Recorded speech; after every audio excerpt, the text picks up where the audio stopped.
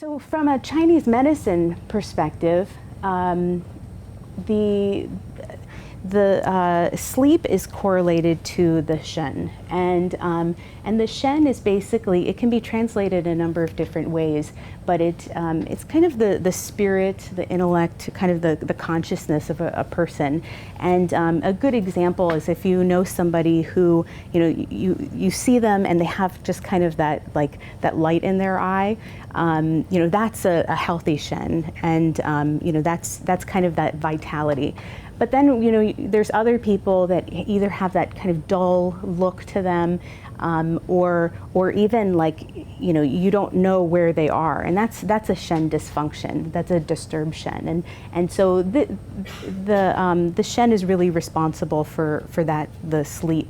And when that's out of balance is when you have some problems. So the causes is overstimulation of it by heat. Preventing the shen from settling down at night. And the heat is, again, this is kind of from Chinese medicine's perspective. It's not necessarily actual heat, but emotions can be involved, diet, and actually having a fever itself sometimes can throw your sleep and even cause strange dreams. And so the next one is shen can be locked by constraint, by chi and blood stagnation. So that's caused by depression, pain, or stress. And then the last one is that it's not anchored. And the shen is anchored in the body through substances. So you have to have that substance and health in order to have that kind of vitality, that consciousness anchored. And if not, you're going to, kind of be all over the place. So in acupuncture, patients are treated individually, and it's based on conditions and symptoms. The point selection can be different for every person, and it's even different for each person in different treatments. And so this is where clinical trials can be challenging, because a lot of the times research is based on one or two points, and that's really not how it's used clinically. In most cases, I will adjust the treatment plan based on how they're coming to me that day, as well as the overall goal. I'll address lifestyle factors. Sometimes it's a matter of addressing things going on. If something needs to be handled in home life or work, certainly, sleep is probably not going to change until that happens. Any diet modifications can sometimes help. And then addressing aggravating factors, which we'll talk about with sleep hygiene. And so I work when somebody is on sedatives, I'll work with their prescribing physician to, if everybody is on board, to slowly wean off patients off of sedatives, and it can be over a period of several weeks to months even. And it's usually once the acupuncture has been shown to have an effect, that you start to taper down. So people are always really concerned about, oh wait, if I treat this without the pharmaceuticals, you're going to take me off of it right away, and that's not necessarily the case. So etiology, from a Chinese medicine perspective, stress plays a huge role in sleep issues. Diet, whether it's eating too much, eating late in the day. Food allergies, caffeine intake, stimulants, obviously that's going to have an effect. Some of this is just, it's kind of obvious, but people need to kind of take time out to really think about what they're doing during their day in order to make these changes. And it's also can be related to chronic illness or aging, and just generally a poor constitution. Sometimes people need to be kind of built up in order to have a good sleep.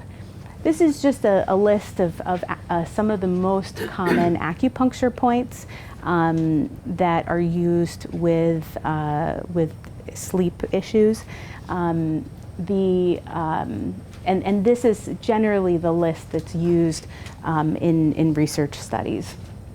And they vary from literally the top of the head, which is the first one, do 20, to the bottom, of close to the toes is the fifth one up from the bottom is liver 3. And there's points on the extremities, there's points on the neck, and again, I'll show you some of those points in the demo. But it's really it's kind of a variety of places on the body, and also the meridians that are used. So now we'll go into the different patterns, and I've used some of the terminology, and I'm not really going to go into that because this would be an entire course to discuss it. But I did, you're welcome to look things up. And also my last lecture, I did talk a lot about the organ systems, which I'm mentioning here. So if you want to, go back and listen to that, then it might give you a better sense. So the first one is liver Chi stagnation. This is I would say by far the most common that I see, and this is absolutely a stress pattern. So it's difficulty falling asleep, dream disturbed sleep. Sometimes there can be nightmares. Typically, if people wake up between 1 and 3 a.m., then on a regular basis, that's a pattern of liver Chi stagnation. I see a lot of people who say, I always wake up at 1:20 a.m. every single night. It's like I look at the clock and there it is, and that's a typical pattern for this. And along with this type of sleep disturbance, a lot of the times we'll see depression, some kind of like irritability or anger, headaches, especially tension headaches or like tension around the temples, red eyes, again, sometimes with those headaches, thirst. The GI dysfunction, if there is any, could be alternating constipation and diarrhea, sometimes darker urine, or sighing is kind of the hallmark symptom of liver Chi stagnation, And you hear people all the time like, it's like, oh, there's that liver Chi stagnating, or it's actually trying to move. But I should say that when I'm assessing people for these different patterns, they don't necessarily have all of these. They may have one or two, but this is kind of the textbook definitions have these. But there's definitely a lot of variability, and there's a lot of overlapping as well. People, aren't necessarily just one pattern. They can be multiple. So for stomach disharmony, this really has to do with a lot of the times overeating before bed, but it can also be more of a chronic issue. And so this is going to be a lot of heavy, spicy foods. There can be food allergies. And a lot of the times people wake up feeling like they have a hangover, even if they haven't had anything to drink. They'll wake up early in the morning. The typical time is around 4 a.m. and have trouble falling back asleep. Other symptoms can be bloating, acid reflux, poor digestion, excessive phlegm. Sometimes these folks tend to have a lot of sinus infections or allergies. And some lifestyle suggestions: avoiding large meals before bed, and this one goes really for everyone. The suggestion is to only eat till you're 70% full. So we always think, oh, I'm saving room for dessert, and I can just have a little bit more. But kind of asking yourself, what percentage am I full? And and that kind of gives you a little bit more of a little bit more substance about when to stop. And that way, if you're only 70% full, you're never going to have those kind of I'm really, really full and I'm uncomfortable kind of feeling. So addressing food allergies is important, and then reducing those foods that people tend to overeat or can be difficult to digest. Heart and kidney yin deficiency. Among other things, this is probably the most common pattern for menopausal women, and this is that difficulty to maintain sleep, so waking up a lot at night. Usually there's some kind of heat sensations with that as well. So feeling hot or sweaty when you wake up. There can be like, full-blown night sweats also, where you wake up completely saturated. Other symptoms, kind of restlessness, like a feverish sensation in the chest, like the palms or the soles of the feet, or even feeling like there's like a low-grade fever in the afternoon, whether there is one or not, just kind of a feeling of warmth. For this, I would suggest gentle exercising, avoiding caffeine and stimulants, and then just relaxation and stress reduction.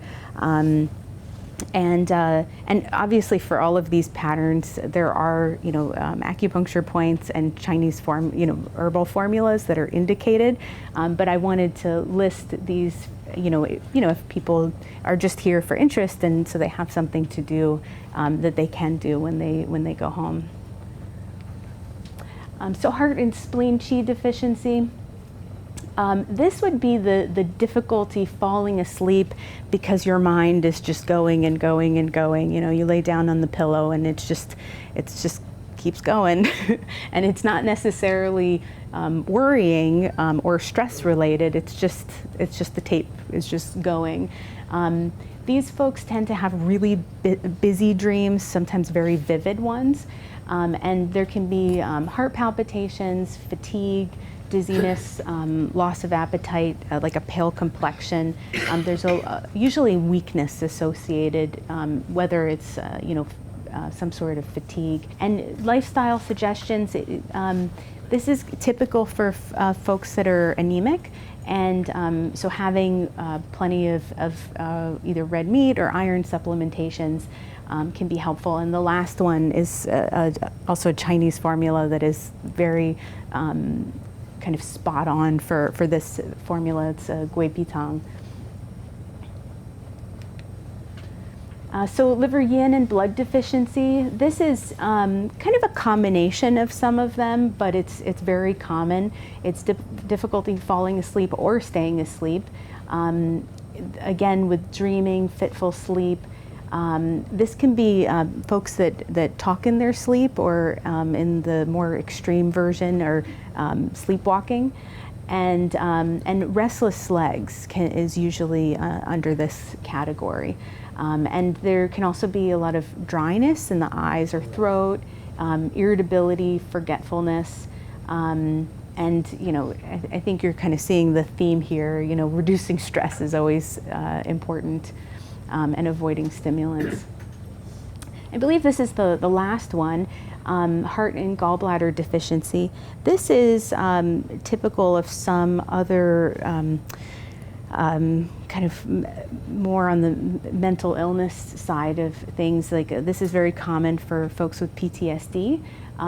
It's frequently waking at night, early in the morning, with inability to fall back asleep. But kind of the hallmark sign is like waking up with a start.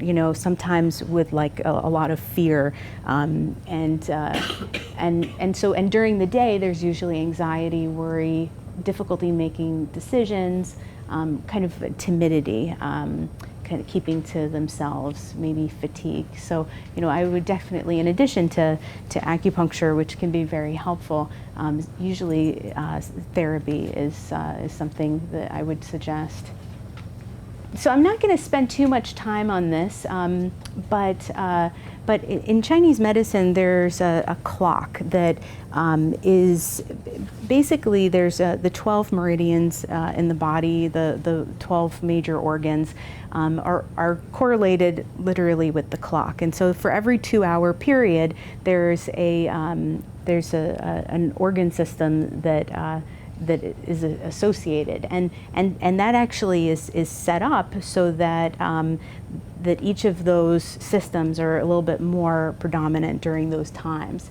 And the reason I wanted to bring that up is because gallbladder time, 11 to 1, which is the transition from yin to yang time, is the most important time to be asleep.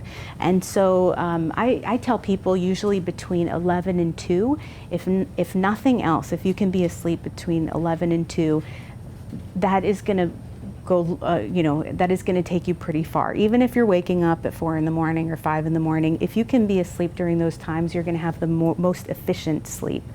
And if not, this time is when people tend to get really hungry, is because that activity is starting to come back. So you can see the different times are associated with different activities.